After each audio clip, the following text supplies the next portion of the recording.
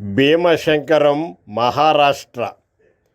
మహారాష్ట్రలోని పూణేకు సమీపంలో భావగిరి గ్రామంలో శివుడు భూతనాథుడిగా కొలువు తీరిన ప్రదేశమే భీమశంకరంగా చెబుతారు. ఇక్కడ ఈశ్వరుడు డాకిని, శాకిని వంటి క్షుద్ర శక్తులతో పూజలందుకుంటున్న భయంకరుడుగా, అలాగే భక్తులకు శుభాలు కలిగించే భీమశంకరుడుగా కొలువై ఉన్నాడు. ఈ జ్యోతిర్లింగం నుండి నిత్యం నీరు ప్రవహిస్తూ ఉంటుంది. భీమశంకరం మహారాష్ట్రలోని పూణేకు సమీపంలో భావగిరి గ్రామంలో శివుడు భూతనాథుడిగా కొలువు తీరిన ప్రదేశమే భీమశంకరంగా చెబుతారు.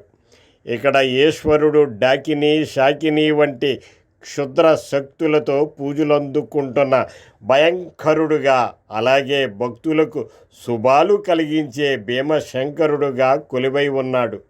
ఈ జ్యోతిర్లింగం నుండి నిత్యం నీరు ప్రవహిస్తూ ఉంటుంది.